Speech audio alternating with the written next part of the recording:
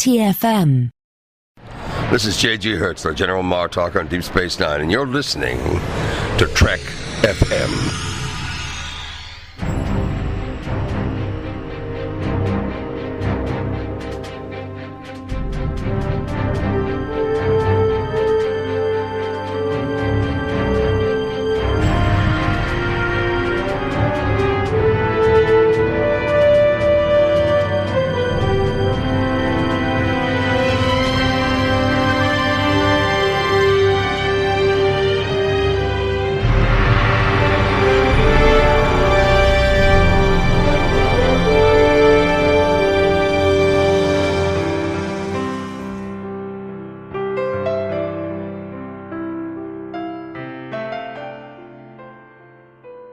Welcome, Niners, to another episode of The Orb, our dedicated Deep Space Nine podcast. I'm Christopher Jones, and with me, as he always is my esteemed co-host, Matthew Rushing. And Matthew, before we get going today, there's just something I have to do, otherwise we can't move on.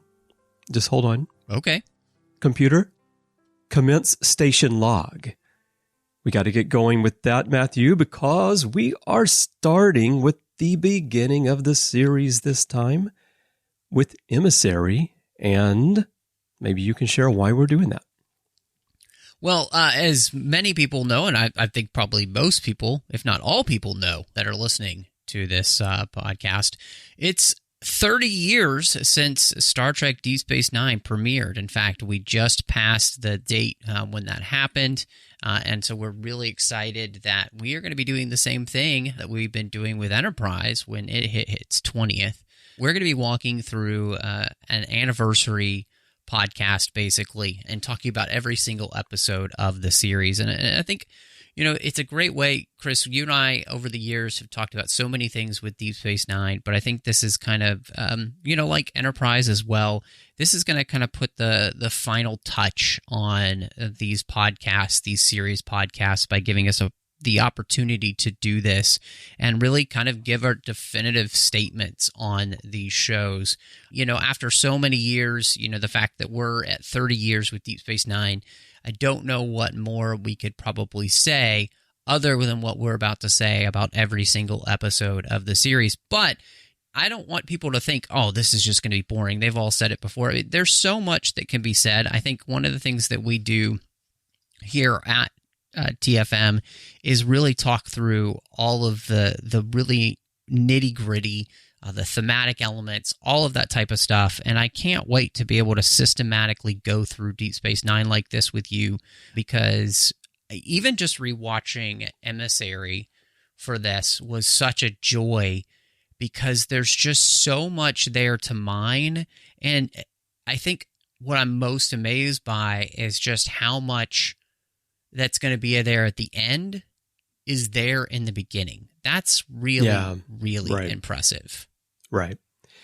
And I don't necessarily think they had that all planned out, of course, but it shows the skill of the writing team that they were able to go back and connect all those dots in the way that they did.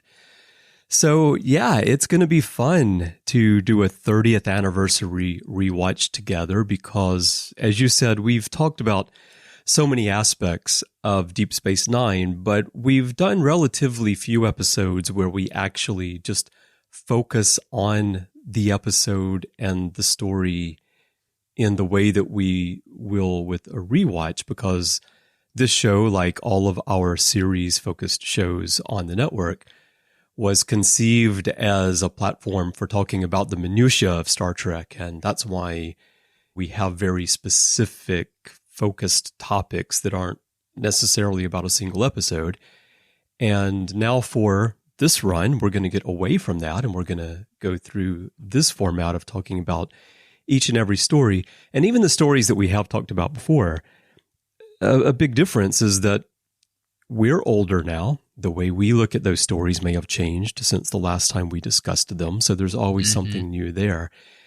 And to that point, Matthew, we're recording this on January 11th of 2023, which is exactly 10 years since we published the first episode of this podcast, The Orb, which was on January 11th. Wow, that's amazing. 2013, when we published the episode which we titled If Wishes Were Horses, but it was our first impressions of DS9. And now we're going to revisit our first impressions of DS9 just a little bit in talking about Emissary, only we're 10 years older ourselves. So we're celebrating 30 years of Deep Space Nine. And over on Warp 5, we're celebrating 20 years of Enterprise. And here on the Orb, we're celebrating 10 years of the Orb. So how's that? Very neat by decades. Yeah, it's just so cool that that's where we are, and I think I was thinking back, for me, I didn't really watch TNG consistently when it was on the air. And by the time that it ended, my Star Trek fandom had just blew up. And my sister and I became huge fans of Deep Space Nine. And I remember it was back in the day, too, when, they'd be doing the reruns already. And we were taping them so we could catch up with the series where it was. And, for us, it was just a big deal because we wanted to be able to see all of them. So Deep Space Nine was actually the very first Star Trek show that I was basically watching as it was coming out consistently. And then, of course, that went into Voyager and then Enterprise and, things continued from there. And so this, for me, it's probably not the same thing for everyone. I knew TNG and everything, and, I knew the characters and I'd seen some of the episodes and everything. But, Deep Space Nine was really my portal into Star Trek like this, where it's that you're at the age where you can kind of choose what you want to watch.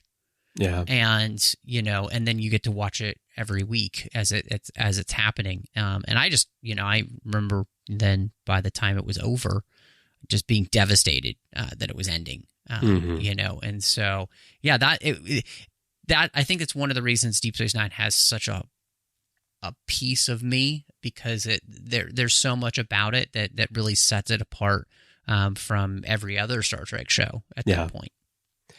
That's really interesting. I think you're a somewhat rare breed to have entered the franchise in full force like that anyway, with Deep Space Nine, because there was such a brief time when DS9 was the only show. And of course, TNG had everyone's attention and was being nominated for Best Drama and the Emmys. And then Voyager came along and got all the promotion because it was launching a network. And DS9 was just kind of floating in there, giving us the great stories while everyone was excited about TNG on the big screen, Voyager launching UPN. And so I think there are probably a lot more people who entered the franchise through Voyager a few years later rather than through DS9. So that's quite interesting. Well, and the strangest thing about it too for me was just that I had the original series. I'd seen a lot of the original series. I'd seen all the original series movies at that point as well. And so there was just this, kind of hopping from that then to getting, really entrenched in Deep Space Nine was very interesting, and kind of missing the big chunk of TNG that most people had been marinating in. And maybe that's one of the reasons that I was so taken with Deep Space Nine, I think, and we've talked a lot about this before, but I think this series, from the start, we start with connections. And, thinking of, and rewatching Emissary here, I was just struck immediately that we're making connections with TNG. And what's going to be a calling card of this show is going to be taking what TNG did and then expounding upon it and giving it actual depth. The way in which this show throws us into the battle with the Borg from the best of both worlds and seeing it from a completely different perspective. And then forcing Picard to face his actions as Locutus and how it's impacted people outside of the Enterprise in a completely unexpected way. I think, those connections become the calling card for Deep Space Nine. And not only just connecting, obviously with TNG, but to reference what I was talking about just a minute ago, it's going to connect a lot with a lot of stuff we heard or thought about or have connected to the original series. So to me, that as I was rewatching this, that's the first thing that just really hit me in the face was just this show is immediately telling you it's going to be different. And part of that is that it's connecting full force with what's come before. Yeah. Yeah, it tells you that it's going to be different, but I think they did a really nice job of using the first half of the episode to pull you in with things that are familiar, and then halfway through, it's like cutting the cord and saying, okay, now you're on your own. They spent time on The Next Generation setting up the premise of DS9 with Rolaren and Bajor, and so Picard had developed this connection to Bajor, and of course it's well known these days that originally they wanted Ro to be in the role that Kira is in now, so they were trying to set that up. And with the arrival of O'Brien and then the Enterprise coming in, the interactions with Sisko and Picard, that really helped people coming from TNG to ease into the DS9 premise. Of course, they did a wonderful job, as we've discussed, I think, a number of times, of creating conflict, however, between Sisko and Picard. So then you knew, well, this is going to be a bit different than what we've been watching. But what really strikes me is that after O'Brien goes back to the Enterprise, and then Picard comes in and beams him back over to the station, and then you see the Enterprise leave the pylon and go off on its own. When you fade back in, you've got Kira, you've got Ops, the view screen, you've got Dukat calling, and then the music swells at that point as well. And that's the moment where it's like cutting that cord and saying, okay, we've shown you what you know, we've gotten you here on the station, and now we're going to cast you out on your own with this new show and this new premise, and you're here in the wilderness, as Bashir would say, and we're going to go from there. And I thought, creatively, that was a really nice way to split the 2-hour pilot and ease you in and then send you on your way. Yeah, another way to think about it, too, is, with those connections, you might be cutting the cord, but you're also then finally dealing with all the consequences of the actions that the Enterprise and the Federation have been taking over all the seasons of TNG, right? Now we're living in the consequence universe. And I think that's the show does such a masterful job here at the beginning of setting that up. And I think, like you said, one of the ways they do that is with those familiar settings, a few familiar characters, and even the familiarity of, you had the Bajorans that you'd seen on TNG and all of that type of stuff. But then they're taking that and they're really, it's like now we're just going to marinate in it. And, that's something that which Star Trek had never done before, which is to really dig into the depths of stories because you're not leaving at the end of the episode. Right. And so that I was just really struck by the idea that this show really becomes about consequences for actions. And we continually show the repercussions of these consequences over and over and over again. And then that's one of the ways in which the story of Deep Space Nine then builds, because they set out all of these, different, we've talked about before, like threads, right?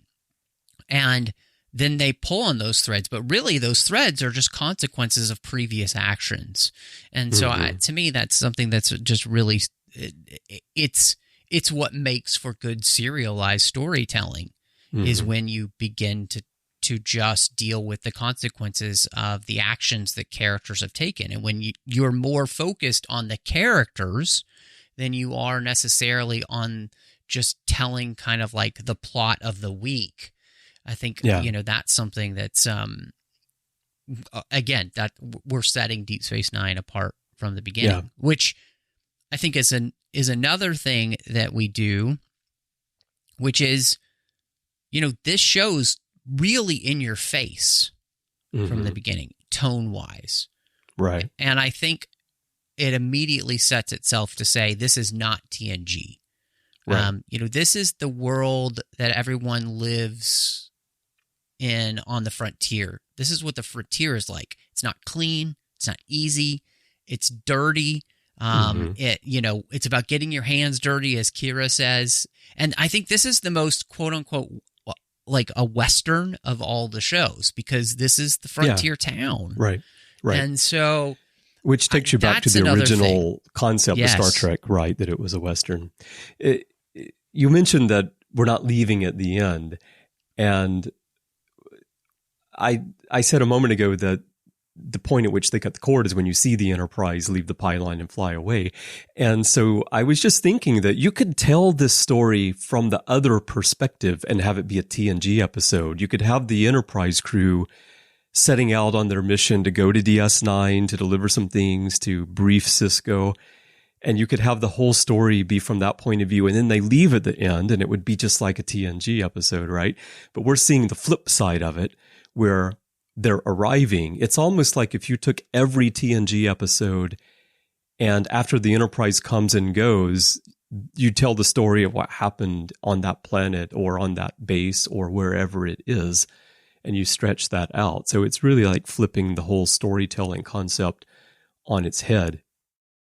Yeah, no, I 100% agree with you. And I think that's where that in-your-face nature of the show kind of comes from. That's where that idea of we're getting our hands dirty comes from, right? Because when you're on the frontier, when you're in the town, you don't go anywhere. So what happens is the building of that town. It's the interpersonal relationships then that happen. It's about the law and order establishment. It's about, dealing with the enemies that are encroaching on the town. Like all of those type of things is what this show is going to deal with. And this episode really sets all of those pieces on the board. You've got this strife on Bajor. Now that the Cardassians are gone, they're struggling with who are they going to be. You got the Cardassians on the doorstep, and then you have the introduction of something that puts this place on the map, right? In a way that nobody expected, which is the wormhole. So it's just, there's all of these things that are just kind of big and bold and brash. And I mean, I was also struck by the way in which those connections, and starting with the Battle of Wolf 359, it's in your face in the sense that tone, it's darker. It is deeper. And we're dealing then with the repercussions of that show hurt and pain and suffering in the same way that we're dealing with the same way the Bajorans are dealing with the hurt, the pain, the suffering that they've been through. And so that's a stark contrast to what TNG was, which again was very clean. Like the standout episodes of TNG tend to be the ones where we're actually dealing with raw emotions of characters. Yeah. Like you think of Family, or you might think of, I think, a Chain of Command, where we're really putting characters through the ringer, and it brings out this raw emotion that we don't normally see. Right. Well, that's almost every single episode of this series, and this really, I think, starts that trend. Well, and also the fact that the Federation isn't welcome. Starfleet isn't welcome. They're here. It's a case where, the Bajorans are friends. They're allies. They're not enemies who want to push the Federation away, but they also really don't want someone coming in and dominating their culture again. They appreciate the help, but a lot of them feel like we can figure it out on our own, which is, again, in contrast to TNG, where the Enterprise usually comes in. The people are so grateful that the Federation has helped them, that Starfleet has helped them. And here we see that that's not really the case. And, talking about in-depth characters, right off the bat, we get Kira, who, I know we say this a lot, and I don't mean it to be critical of some other shows, but I feel like we learn more about Kira in this episode than we know about a lot of the characters in other Star Trek series. And TNG is a series too, because of the type of storytelling where we didn't get to know the characters in a lot of detail until we got through 6 or 7 seasons. And even then we still didn't know a whole lot about the characters, certainly not in the way that we knew the characters on DS9 by the time we get to the end. But even Quark, Quark just comes to life in this first episode. Odo, even Nog getting into trouble, and just like you said, there's so much focus on the characters rather than the plot here of just the pure storyline that, for me, it pulled me into the storytelling. I think for some people, I think most people probably consider Emissary to be a pretty strong story, but some of the other episodes of season 1 maybe felt a little bit slow or dry or fell flat for them, which we'll find out for ourselves how we feel as we move along. But here, as it's set up, I think that they really put the pieces into place for this character-driven show. No, I like what you're saying, because when you do look at every single character on this show that's going to be a major player as we move forward, we do learn quite a bit about them very quickly. And in many ways, more than we learn about a lot of characters on a lot of Star Trek shows previously.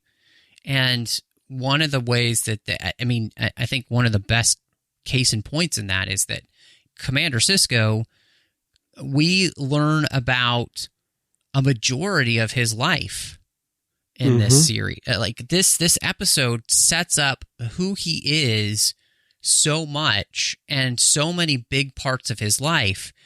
But this is also a person that has wounds, that has deep emotional scarring, which reflects much more of somebody like Kirk, especially in the films, right? Where Kirk becomes this character who has this deep emotional resonance to him.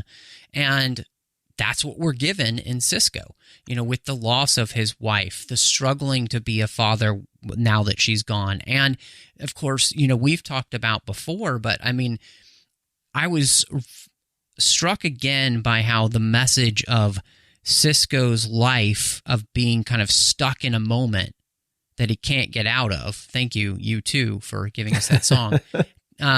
But how relevant that is to what we are in today, and how it's mirrored then by what Kira and all of Bajor are going through, which is they've been stuck in a place struggling with a lifetime of war. And how do you find a way to let go of the past? Not to let go of it because you're not learning the lessons from it, but to forge a new future. How do you do that? How do you move past such massive, overwhelming, painful experiences? And to me, it's an incredibly poignant lesson, because I feel like more than ever, our world wants to wallow in past mistakes or hurts or pains and never let it go. And as the prophets say, but you live here. Right. Yeah. And so that's the type of depth we get in one episode. And it's incredibly poignant and it's incredibly powerful, and it continues to be so every time I watch this episode, because I think it's a message that we constantly need to be reminded of, that we have to find a way to learn the lessons of the past and then use them to forge a better future. Mm-hmm.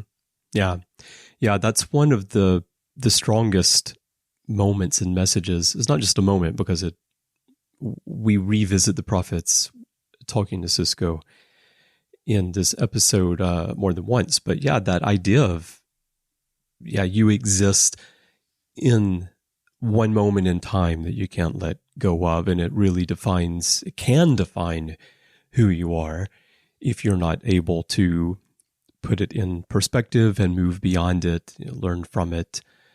And I think also that lyric, stuck in a moment that you can't get out of, maybe describes us with DS9 too, Matthew. We've been stuck in a moment since January 3rd, 1993, and apparently we can't get out of it because we're still talking about DS9 all these years later. But it's things like that for Emissary set it apart for me from other pilots, where I think so TNG, I think Encounter at Farpoint did a great job of setting up a new Star Trek series in a reboot that a lot of people were very skeptical about, but it didn't give us a bunch of character depth. It did give us the idea of humanity cannot move beyond its past, in the sense of putting humanity on trial. But Caretaker did I think a great job of setting up the premise of Voyager, and Broken Bow did a wonderful job of setting up the premise of Enterprise, and I think is, of those pilots from that era of Star Trek, probably the most beautifully produced one. But Emissary is the one that gave us not only the setup for a series, but the setup for a deep story with many layers that are all contained within that first episode. And so that's what really sets it apart for me. And the idea really that, like, you're brought in with this feeling that, okay, here's the Starfleet commander in Sisko. He's sent to this station. He doesn't really want to be here, but he's here to do a job. But you have those mysterious moments where, like, the Bajoran, I don't know, priest or Vedic, whatever he is on the station, who just tells Sisko it's time.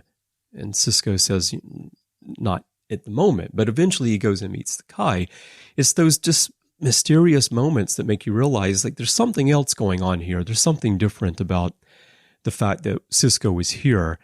And then when he has the discussion with Kai Opaka, when he looks into the orb and she reveals to him, the person who doesn't want to be here is to be the emissary. And that really sets your mind into motion. What does that mean to be the emissary? The emissary of what? And that's another, for Star Trek, an unexpected layer that's inserted into the setup of what will become a story that will span all the way to the end of the series. Yeah, I mean, this show is telling us from the first episode that this is about the human adventure. It's about the adventure of figuring out who we are as human beings. And sometimes that's the greatest adventure, right? Is to truly find out who it is that we are and our place in the universe. And I think one of the ways in which you are nailing that it's doing that then is that Deep Space Nine sets itself apart in the very first episode by, we're going to take that journey by showing that life has a spiritual side. That life is not just made up of what we can quantify on a tricorder, but it is going to be made up of the soul, the spirit. We're gonna explore all of that, and not only that, but that we're going to show that there are people of faith out there in the galaxy, and that's not something that's automatically at odds or opposed to quote-unquote science, right? Mm-hmm. So to explore the in-depth nature of our characters, we're going to explore a side of ourselves that Star Trek has never explored before, which is the spiritual side of life. And that's, I think, what really opens the door for this show to be so important, so special, so powerful, rewatch after rewatch, because it isn't just about the technobabble of the week, but it truly is about exploring the human condition.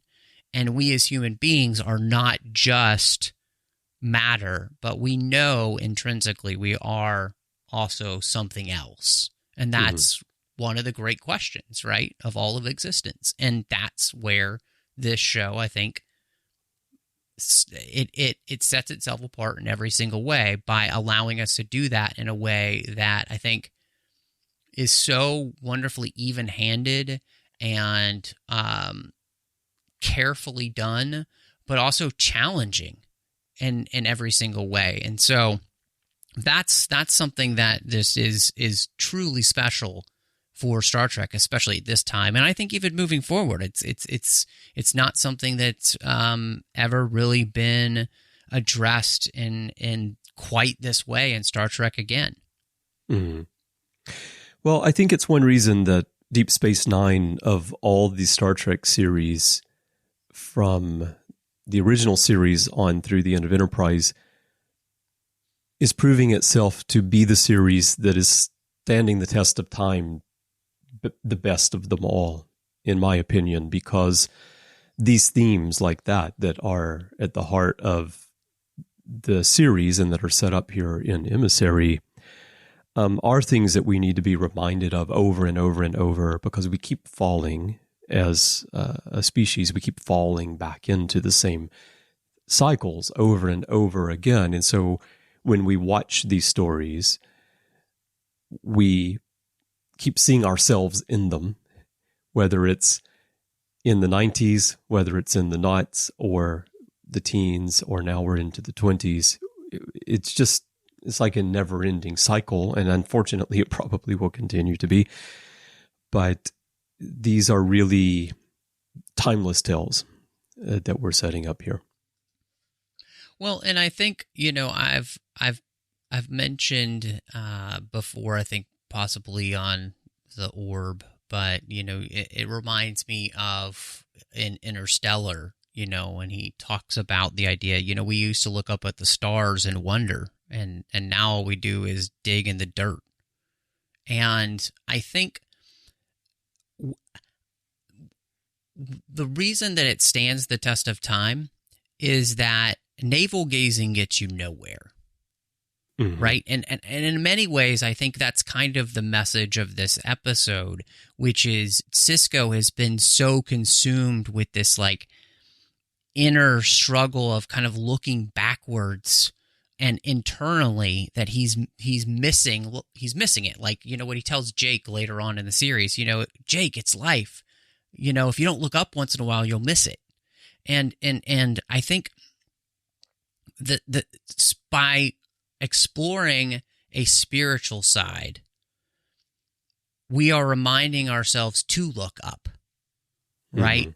Mm-hmm.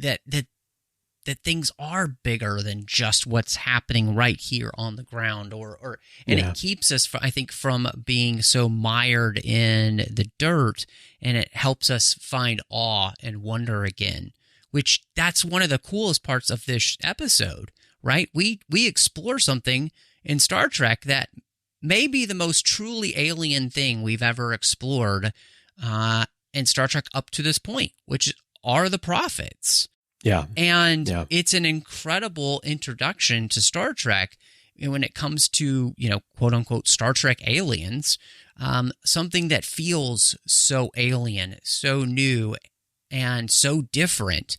And that's an incredible introduction to this show as well. And I think, it's not the forehead of the week. It's this very metaphysical alien species. And that also creates something new and interesting and completely different for us to be able to explore on Deep Space Nine that other shows just hadn't done. Yeah, something that's so different, but we can also interact with them so that we can explore the human condition through those interactions. When we've had something like truly alien in the past, we've had on TNG, we had the crystalline entity. I mean, it's a living thing, but we couldn't interact with it. We could not explore philosophical concepts with it. In the original series, we had the Horta. Again, we could talk about how we treat others and how we treat others who we don't understand, but we couldn't really explore beyond that. But here with the prophets, we actually can have dialogue where also the aliens themselves are puzzled by us, but also I think genuinely interested in the fact that we are very different than they are, as long as we're not harming them. They say every time you go through this wormhole, you're damaging our own world. But then when we get to the point where Sisko is of the prophets, which I don't think was necessarily the way it plays out anyway, the intention here in Emissary. But, once we get to that, and they did a brilliant job. I know we don't jump ahead when we do these rewatches, but I will just say they did a brilliant job of revisiting the scenes in the White Void, the prophets and such that we get in Emissary when we get to the end of the series. They leverage that really well and build on what they do here with Sisko and Emissary, and that was wonderful. Yeah, no, I think the introduction of a race of beings that truly lives outside of space and time and has no concept of what that is fascinating. And then the setup here of Sisko as their emissary to these people, the prophets, and how all that works, and the interesting aspect then of, and truly like alien idea of how they see time, and then how that therefore works itself out into the rest of the show is, it's so beautifully done, and it creates this really interesting exploration of almost of a godlike nature that is so much more interesting than just the Q. Where Q is just this petty, petulant, almost Greek godlike character. Whereas the prophets are a much more fascinating discussion of godlikeness. And they don't see themselves as gods, though. That's a difference between them and the Q continuum. Yeah, right. Well, exactly. But I mean, just to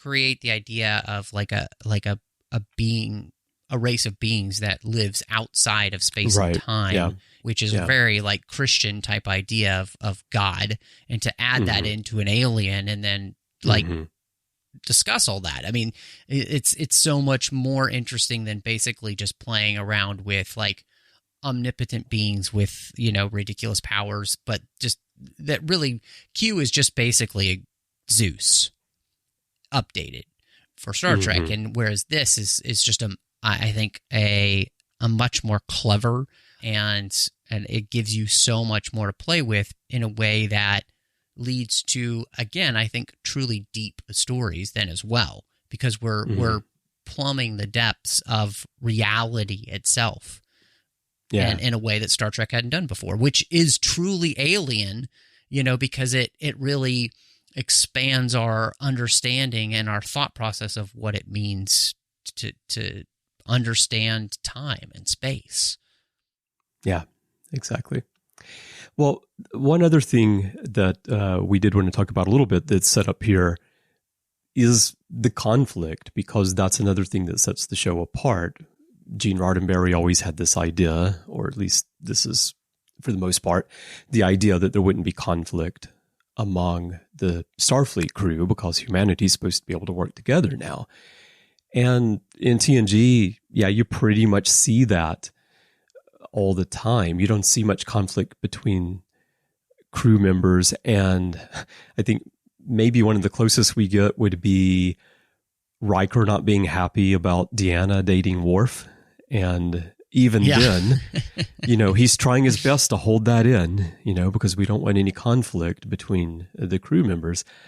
But here, because we have a mixed crew, some Starfleet officers, some Bajorans, Odo's part of the Bajoran crew, I guess, but he's from the outside, right? And then you've got Quark, who's not. You just got this kind of menagerie of personalities and alliances or allegiances and such. And so it's natural that you're going to have some conflict internally, which makes for better drama. But then you've also got the looming conflict of the Cardassians who have left Bajor, but as soon as the Enterprise leaves, they show up. Ducat's there. And what I love about it, too, is it's not just the Cardassians show up, but Kira says, Ducat, he used to be the prefect during the occupation. We're getting not generic Cardassians who have come back, but we're getting a very specific character.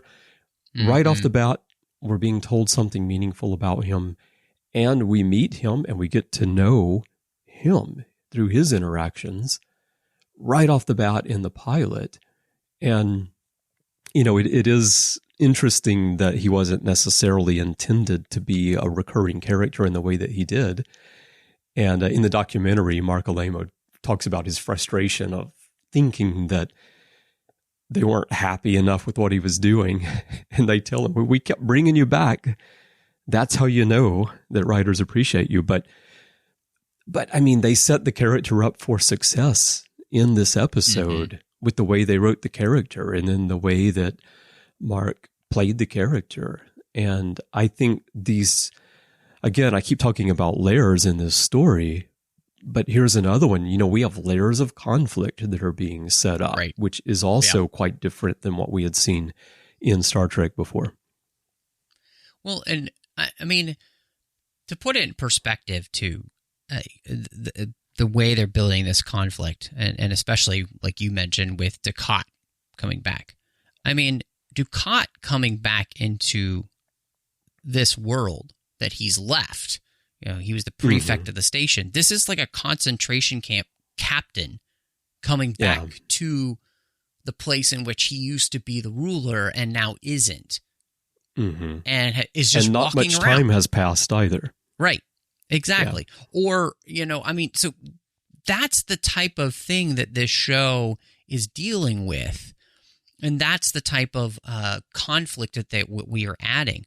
But I think, something we kind of started at the very beginning with was that we're dealing with the fallout of Wolf 359 for a very personal character to us now in Commander Sisko. And that personal conflict that he has with Captain Picard is such an interesting thing because that's not something that we would have ever seen on TNG, and that they take that step to help us have that conflict that by the end we do resolve that, right? But it was a process that had to be gone through. And this again is, I think, the conflict by creating this as the frontier town allows that to be the case because there, like you were saying, there's so many different interesting parties involved here that are all on different sides of different issues, and that allows us to be able to deal with that. And I think what's great about this show is that they also allow that conflict to seep in a little bit with our Starfleet characters, where they don't always see eye to eye. And that creates a more interesting milieu to be able to be in then as well.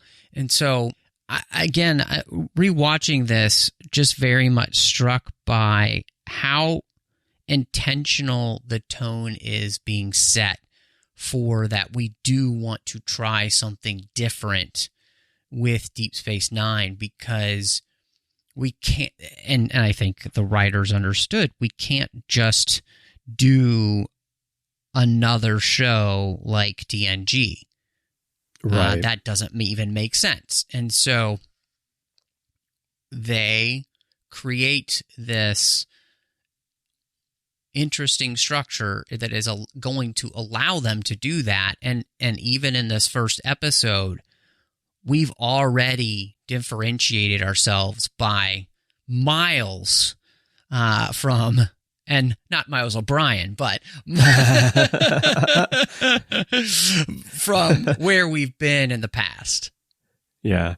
Well, I've differentiated myself from Miles O'Brien in the fact that I don't have a lot of hair on the top of my head, and he's got those curly locks. So I will say, just to that point about the conflict between Sisko and Picard, I remember well, as someone who had been watching TNG every week and can't wait for the next episode to come out, all the way up, and followed the development, the news about DS9 coming out, being developed, and then sitting down. I was in, I think, third year of university when DS9 premiered, January 3rd, 1993. And I remember sitting down with my roommate, and we couldn't wait for it to come on. And then we're watching it, and to see Sisko speak to Picard in the way that he speaks to him was jarring.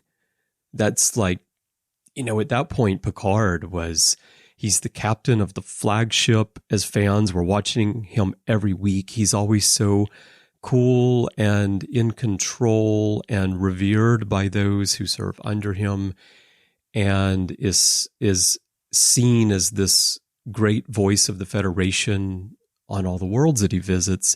And here you've got a commander who's speaking to him that way. And because of the fact that there previously had not been this conflict among Starfleet officers, you can understand why Sisko feels this way and blames Picard for the death of his wife. But you don't expect him as a commander to speak that way to a captain and not to Captain Picard. And so that was really a jarring thing in this episode. And I remember watching it when it first aired and thinking, wow, they really are doing something different here. They are setting us on a new path. Well, and it's interesting because, again, this mirrors Kirk, in the sense that Kirk, if Sisko were to give the speech, he's like, I've never trusted Captain Picard, and I never will. I've never been able to forgive him for the death of my wife. And that's what's happening here. And I think, one of the things that this show does is that it connects us back to that idea that people can hurt people still, even unintentionally, maybe, or in situations that are out of their control. But that still doesn't mean that the emotional pain that's caused isn't real. And I think that's something that Deep Space Nine remembered, is that emotional and, spiritual and physical and mental anguish is something that can't just be brushed away with the wave of a hand. And that's, I think, to the benefit of the show, and for then us as viewers of Deep Space Nine. Absolutely. Well, I don't know if we have final thoughts because we've covered so many points here, but if so, what are your final thoughts and what's your rating? Because we are doing ratings in our rewatches. So what's your rating for Emissary? This is an incredible beginning to a series, and I am always struck by how much I enjoy the rewatch of this episode every time I rewatch it. It's astounding to me, actually, that that's the case, that I really do enjoy this episode still this much. And I think what it has to say still resonates even today. And so for me, this, I think, is the best pilot of Star Trek, and with Broken Bow just right under that. And I would give this 5 out of 5. There's your wormhole! Excellent. Yeah, my final thoughts on it are just that, as I said in the discussion, I think it's the strongest pilot episode of any Star Trek series because of the strength of the story. Some of them have been flashier.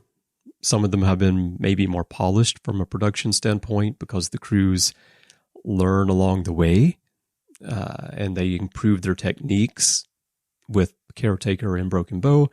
And then, of course, with the newer series, the technology is just completely different. So, you can make stuff that looks more polished. But from a storytelling point of view, it just doesn't get any better than this for me with a pilot episode. And I'm going to give it all the Bajoran orbs. Nice. Can I just say, too, and it's going to continue to get said, put this in HD, you cowards. Yes, put it in HD. Come on already. Yeah. Come on. Just make it happen. At this point, really, I mean, the money that these streaming networks are throwing at content, hit and miss new content, I mean, just put the money into remastering the things that you have that are your masterpieces. Remaster DS9, remaster Voyager. Give us all of Star Trek in HD already. Well, everyone, we would love to hear your thoughts on Emissary. There are many ways for you to share those with us. Perhaps the best way is to go to Facebook and join the Babel Conference.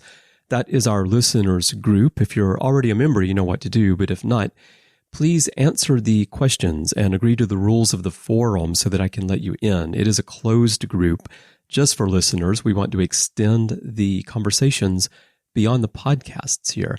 And to find it, just go to Facebook and type Babel, B-A-B-E-L. It should come right up. If not, just type the whole name, the Babel Conference. You can also contact us online. If you go to our website, trek.fm/contact, use the form you find there, choose to send to a show and choose the orb, and that'll come to Matthew and me by email. It actually comes through the wormhole in this case, encased in an orb, and then Dax appears and hands it to us. So it's a really cool way to send us a message in a bottle, in a sense. And you can also find us in social media, on Twitter, Mastodon now, Instagram, everywhere. Our username is TrekFM. And if the podcast app that you use allows you to do so, we'd love to get a rating and a review from you for the orb as well. Well, Matthew, when you're not screaming, "There's your wormhole," alongside Kira, as you look at the view screen, where can people find you? Well, of course, you can find me all over the place on social media under the name MattRushing02. You can find me on Instagram, Twitter, Letterboxd, Vero, under that same name. You can also, of course, find me here on the TFM network doing the 602 Club, which is our whole other side of the network, not devoted to Star Trek, but all of the other fandoms we love. We've got some great bonus shows in there as well, so I hope you'll check that out. And, we are dedicated as well here on TFM to giving back to you on Patreon, so we're doing exclusive episodes just for Patreon members over there, too. So support us on Patreon, and you can get content that nobody else can get other than you and our first VIP room episode. You can also find me doing literary treks about the books and the comics of Star Trek. Chris, we already talked about we're doing Warp 5 together as we're our 20th anniversary rewatch. We're continuing with that. We've got Saddle Up about Strange New Worlds, and I'm so excited that Season 3 of Star Trek Picard is going to be coming out, where we're talking about that on the Artificial Tango, you and I, Chris. And then over on the Nerd Party Network, you'll find me with a completed show Owl Post. Drea Kaufman and I talked about every single chapter of the Harry Potter series, one chapter at a time. And the great John Mills and I are talking about Star Wars each and every week on Aggressive Negotiations. But Chris, when you're not, heading over to Quarks and trying the local synth-ale, where can people find you? Yeah, the Bajorans, they're such a spiritual people, but they make a dreadful ale. So I think I am going to stick with that synth-ale. And when I'm done drinking that, you can find me doing the shows you mentioned here with you. I am really looking forward to later this year. We're going to get to do the Artificial Tango again with Picard Season 3 coming up. And I guess at some point we'll get to saddle up again as well. I think we're going to get some Strange New Worlds at I'm ready for that. I'm ready for that as well. Yeah, and then of course you can find me in back episodes all over the catalog here. And you can also chat with me on social media. I'd love to hear from you, talk about Star Trek or whatever you'd like to chat about. My username on Twitter and everywhere is C. Brian Jones, letter C, and Brian with a Y. Well, Matthew, I'm looking forward to our next orb that we open up because we're going to be talking about Past Prologue and a visit from a couple of other familiar faces. Chris, I can't wait to get to the next episode and continue our rewatch, but thank you everyone for joining us, and we will see you next time as we gaze into the orb.